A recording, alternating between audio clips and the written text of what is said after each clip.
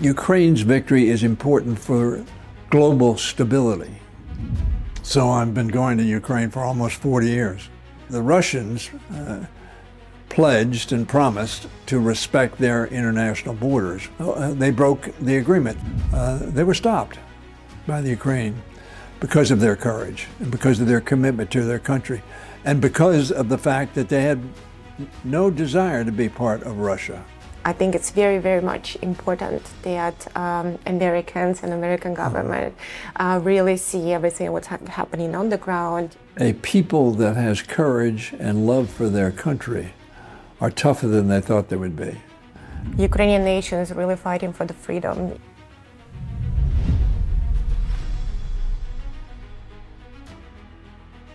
Kongresmen Steny Hoyer represents Maryland's 5th District and is one of the most experienced leaders in the U.S. House, serving for over 42 years. As former House Majority Leader and Democratic Whip, he shaped key legislation on fiscal responsibility, disability rights through the Americans with Disabilities Act, and election reform with the Help America Vote Act. A champion of American workers, he's created and saved nearly 23,000 jobs in Maryland, supporting facilities like NASA Goddard and Patuxent River Naval Air Station. He's fought for environmental protection, including the Chesapeake Bay, and ensured funding for transportation, policing, and community safety. On the global stage, as former chair of the Helsinki Commission, Congressman Hoyer has advocated for human rights and democracy worldwide. He has visited Ukraine since 1987, nearly 40 years, and has been a steadfast supporter of Ukraine against Russian aggression, advocating for U.S. aid and stronger alliances. A graduate of the University of Maryland and Georgetown Law, Congressman Hoyer's commitment to public service started in the Maryland Senate at age 27. Today, he continues fighting for a secure, prosperous America. Greetings everyone and welcome on ALLATRA platform. Today we are in Washington, D.C. and Kongresmen Steny Hoyer, thank you so much for inviting us to your office. It's a great honor to meet you. Thank you. Glad to have you here. For our global audience, I wanted to mention that Kongresmen Steny Hoyer is one of the most experienced legislators in the United States House of Representatives, and he is the representative of the 5th District of Maryland. And he's a big supporter of Ukraine. You can see his pin, which he's wearing every single day. And he's supporting Ukraine since 2014. And of course, after the full-scale invasion in 2022. Probably, Congressman, allow me to start with the first question. So what really shapes your personal commitment to standing with Ukraine for such a critical period for this country? Well, hopefully I stand with every nation that is invaded contrary to international law. I was chairman of the Commission on Security and Cooperation in Europe for a number of years, and in that context visited Ukraine as early as 1987. So I've been going to Ukraine for almost 40 years. As a matter of fact, I hope to go again this summer to an event that they're having in Kiev, and I'd wanted to go before, it just hasn't worked out. But I think that the world, the free world, needs to confront the criminal invasion of Ukraine by Russia so that we do not delude other dictators and despots that they can do the same and benefit from it. Frankly, I think the war in Ukraine now is a result of our failure in the West to confront effectively and forcefully the stealing of Crimea by Russia in 2014. They broke the agreement that they had made with Ukraine. Matter of fact, 3 agreements that they had made. The first being, of course, the agreement by Ukraine to turn over the nuclear weapons material that they had when they were part of the Soviet Union. In return, the Russians pledged and promised to respect their international borders, which were then obviously all of Ukraine, including eastern Ukraine, but also Crimea.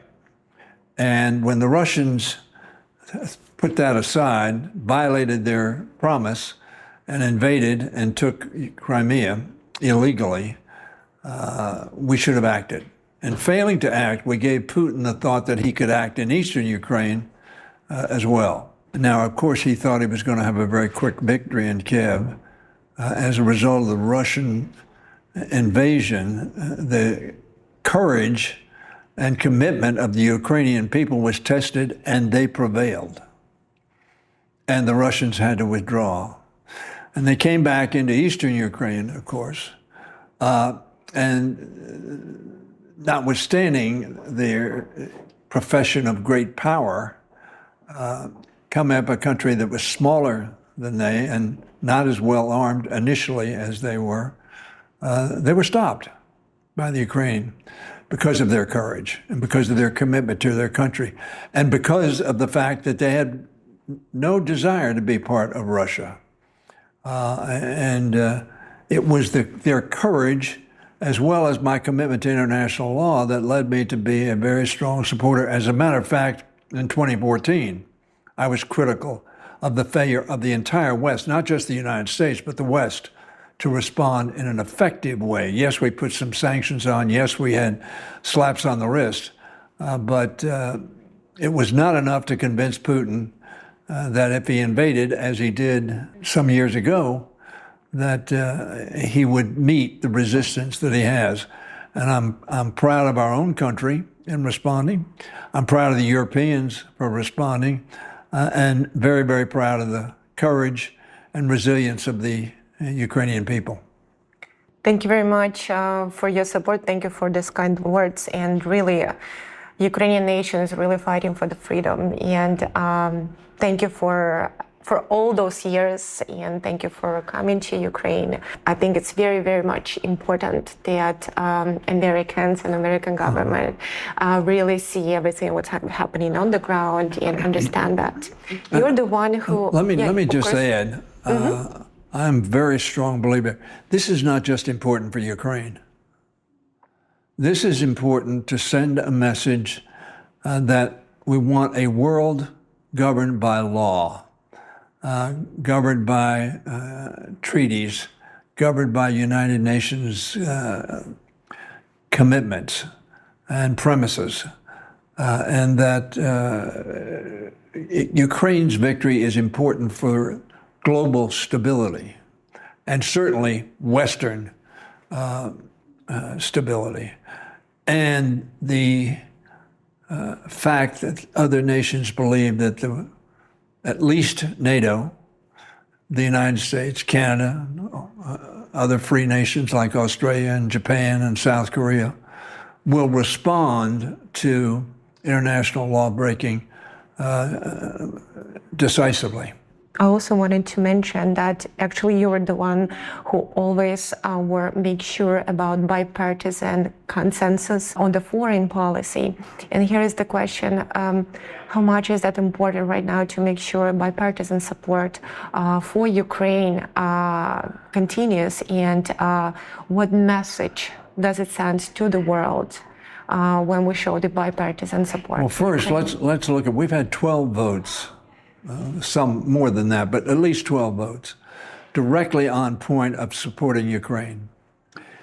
In every one of those votes, we've had over 300 of 435 members vote on behalf of Ukraine. So there has been bipartisan and very strong support for Ukraine. Sadly, however, we have not, since 2024, made an additional piece of legislation to articulate that support strongly and to dedicate further weapons and means of defense to the Ukrainians. I think that's a mistake. We now have two major bills pending, one in the Senate and one in the House. The one in the Senate has been supported by 80 senators. What that bill does is pose steep sanctions, appropriate sanctions, on Russia.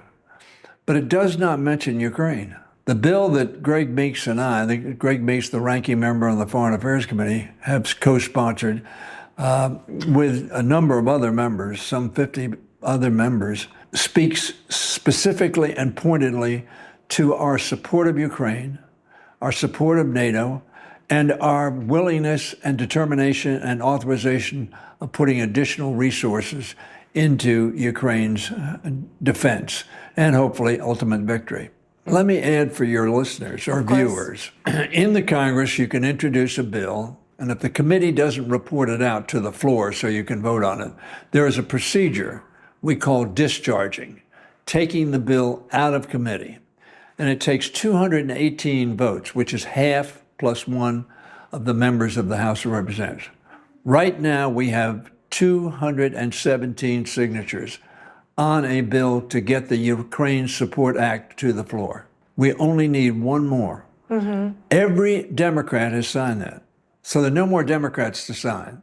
We have 2 Republicans, so we have 217, but we don't have more.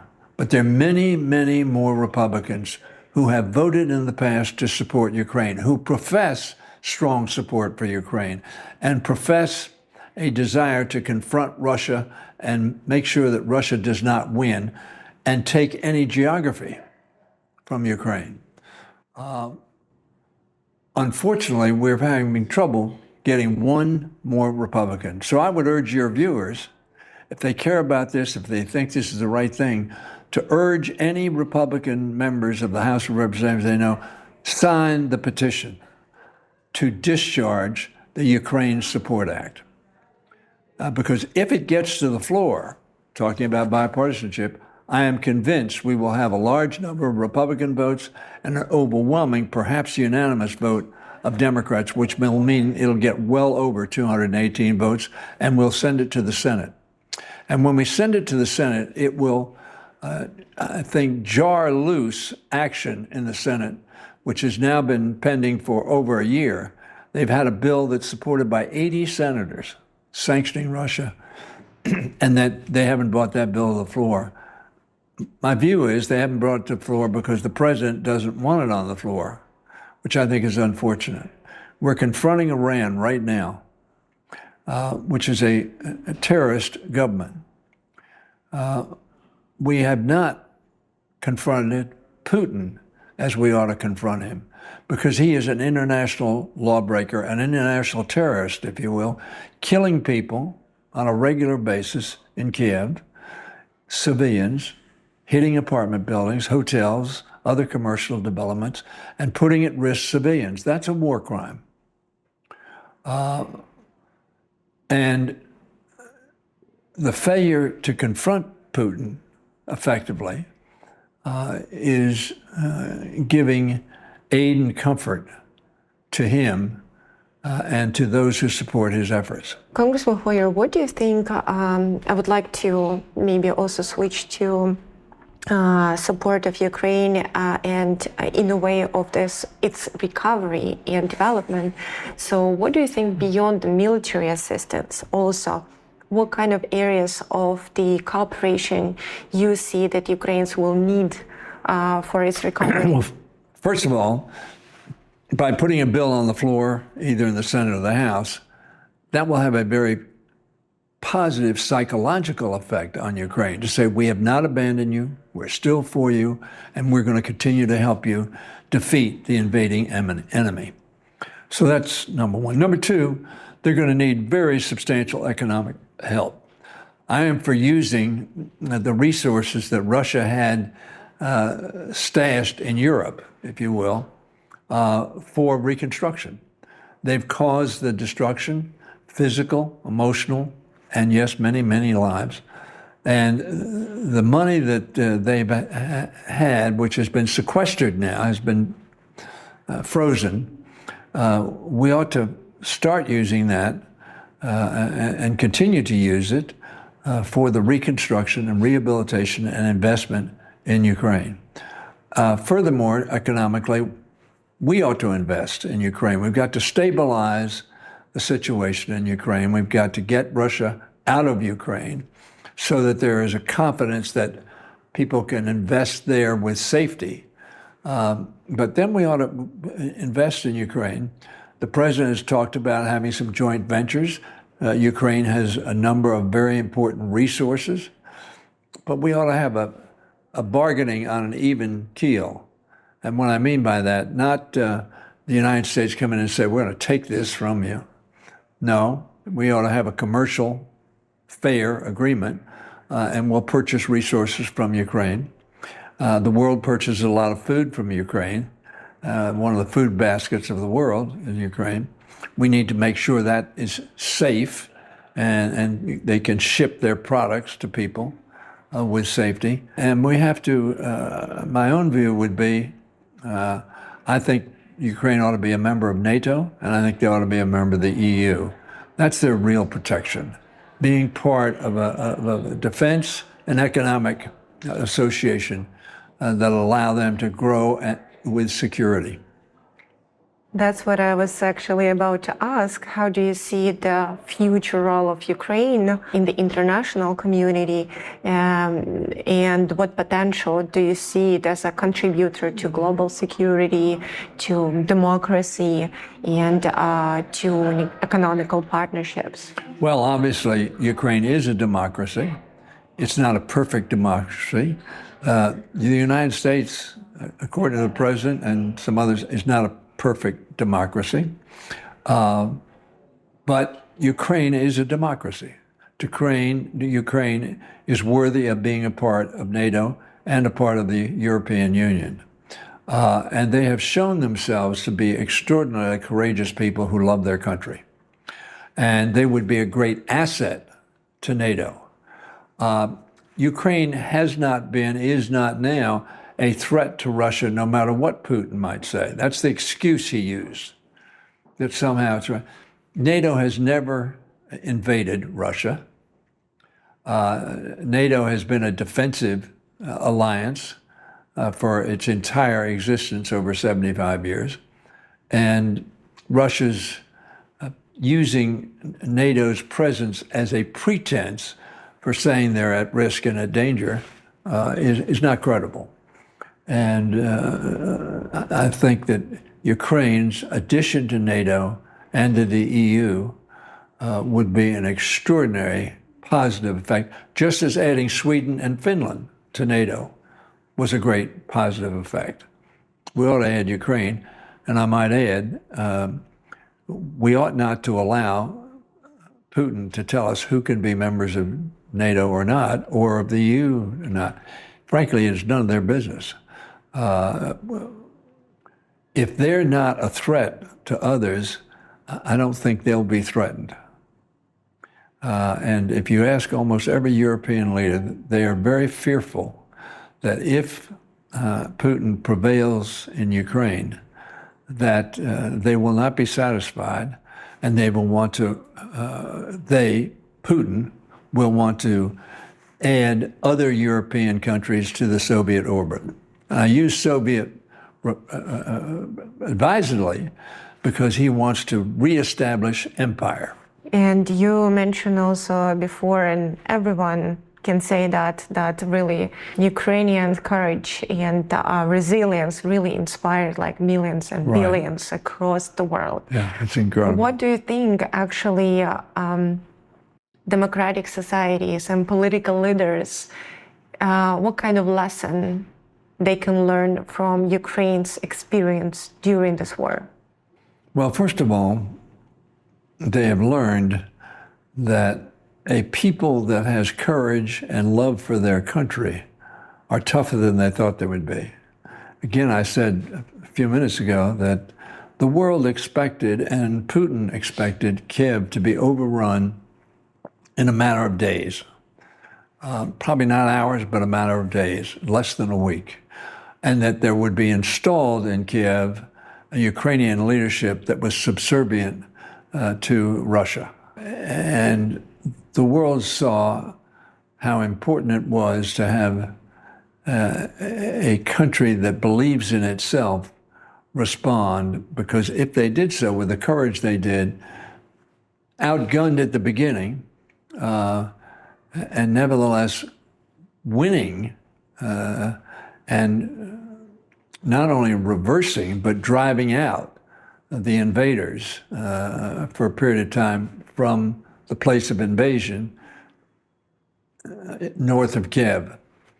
So I think that the lesson we've learned, you cannot take it for granted that the people that are courageous and love their country can be overrun simply because the invader is bigger than they are. We have found on other occasions as well that people defending their country, their way of life, their families, their enterprises are a pretty tough thing to overcome. That's true. And if you had an opportunity to address actually people of Ukraine directly, what kind of words would you tell to them, including also the Ukrainian prisoners of war, those who are staying in Russia for a long time right now? What kind of words, probably of solidarity, hope you would share? I would first praise them for their courage. I think everybody is in awe of the courage and resilience of the Ukrainian people. Some have said, of course, don't rely on our continued courage and resilience, because at some point in time,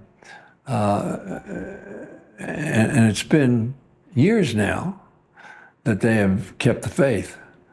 I think I would thank them for that. And then I would say to them, you have a large percentage of the American people who support you in your defense, support you in your freedom, and support you in your defense of your democracy, and welcome you as a partner in defending international law, democracy, and freedom.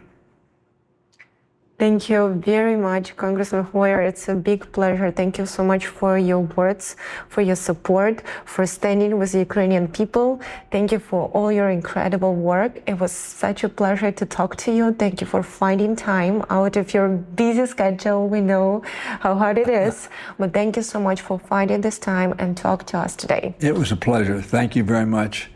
And I wish the best for Ukraine. And I want to reiterate to your viewers, ask them to please ask one or two or three, we only need one Republican. We've run out of Democrats. We have every Democrat.